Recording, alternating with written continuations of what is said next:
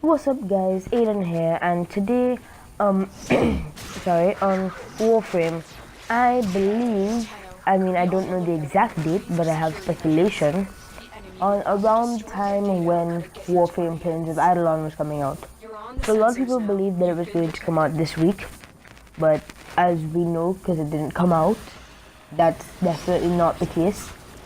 But do y'all know about the competition, the Arrival on Eidolon competition, where Digital Extremes basically just supplied everybody with these cutouts so you could print of Eidolons, and you basically will place them around and take pictures, and whoever they think has the best picture has a chance to win up like 10,000 plat if they get first place and all the bundles that are coming out.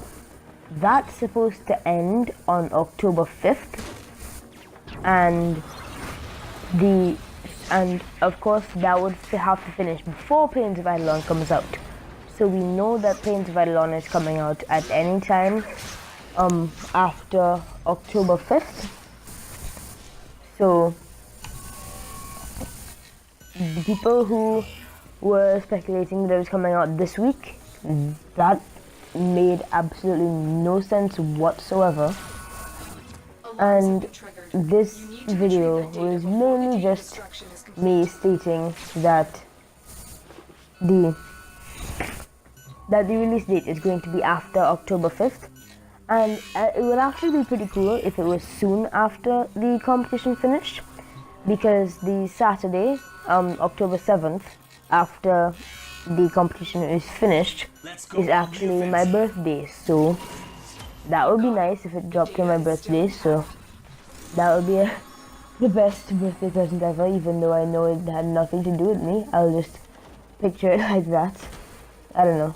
But anyways, bye. What's up guys, Aiden here, and while I was recording this video, Rebecca on the Warframe forums released the facts and fundamentals of Focus 2.0. So now I'm just going to read the case studies for each of them. For Naramon,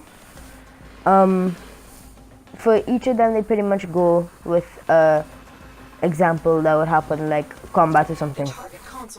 Your Banshees on the heavy corpus fire. A barrage of super projectiles are coming towards you. As a Naramon Tenno, you engage transference and enter operator mode and void blast an enemy with a disarming blast. Your beam has a high chance to disarm all enemies unlucky enough to be caught in its path. You return to your Warframe and make quick work of now weaponless enemies. Now we'll look at the residuals, because they do that for each one. So each of them, I'm going to read that part, and then we're going to look at the residuals. The residual starting node, Affinity Spike, a residual effect that grants you more affinity on melee kills once you activate the operator for the first time, i.e. second dream activation style, or simply calling out the operator. This remains for the whole mission. Residual melee damage, a residual effect that grants you up to 50% more damage on melee kills. Once you activate the operator for the first time, i.e. second dream style, or simply calling out the operator, this remains for the whole mission. Generic. Firstly, what about Energy Overflow? On the public build, Energy Overflow worked passively for a single player, and we are experimenting with an active, more powerful party-wide buff. Focus 2.0 currently has a placeable party-wide energy buff in Generic that stacks with the other Generic users. Think of it like an area of effect energy restore consumable that void dashing can create. Wait, what? What did I just read?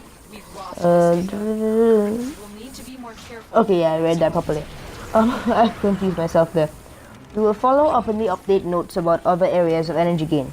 We will go over an example of a new generic combat scenario. Your mace is going to work, protecting your defense point from hordes of Grineer. Suddenly, your frame runs out of energy. With no energy restores equipped, you quickly switch to your operator and void dash onto your objective. This creates a bubble where you land, in which you and your teammates can charge up quickly to make some peace.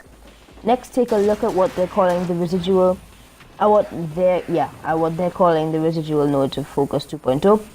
Residual starting node, Energy Pulse, a residual effect that grants you a radial energy pickup effect for teammates once you activate the operator for the first time, second dream, calling out the operator. This remains for the whole mission. Channeling efficiency, a residual effect that grants you up to 50% more channeling efficiency on melee. Once you activate the operator for the first time, i.e. second dream, or calling it the operator, this remains for the whole mission. Unaru. Your Atlas is rocking out on a mobile defense mission when suddenly a nasty knock comes your way. Ugh, why cannot I read today? You void dash through the enemy, sundering some of his armor and crippling his damage output. You remain in the void mode near your teammates to grant them invisibility as they yield the enemy from the safety of shadows. Residual starting node, Mirror Flare.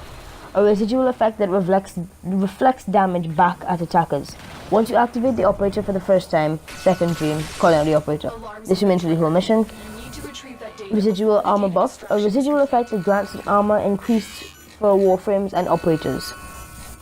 I'm not going to read the other part because I've read that enough times for this. Madurai. Loki, alone in the plains, is doing as he pleases.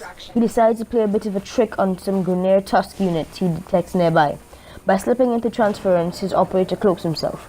Each second spent cloaked significantly increases the damage of the next attack. After enough sneaking, the operator fires and the Grineer are no more. Residual starting node, Phoenix Talons, a residual effect that grants you an increased physical damage. Residual Phoenix Spirit, a residual effect that grants you increased elemental damage. Vizarin. Your Rhino is strong, and together with the Siren in your squad, you're pummeling droves of enemies in a survival mission. Time marches forth, and so it goes, your body count climbing higher and higher. As you check out your HUD, you see Siren is taking heavy damage. With impeccable agility, you begin transference and void dash through her to grant complete immunity to damage for a limited time. When you return to your Rhino, you stomp, and the killing continues. So it goes. Residual starting node. Mending Unity, a residual effect that grants you an increased affinity radius. Residual Mending Soul, a residual effect that grants you instant revives for your allies. Cross Focus unlocks, which is something that they showed in the recent Prime Time. For players who delve deep into their focus trees, 2 passive nodes from each tree can be made universal once maxed. For a substantial focus cost, these passives become available regardless of the school you are using. One can only truly complete a focus tree by exploring all 5 of the 10 ways. But there is also new. All the above examples don't include the coming weaponry and arcane-like enhancements the operators getting when they become true Eidolon hunters. Alright guys, so that's basically it. Bye!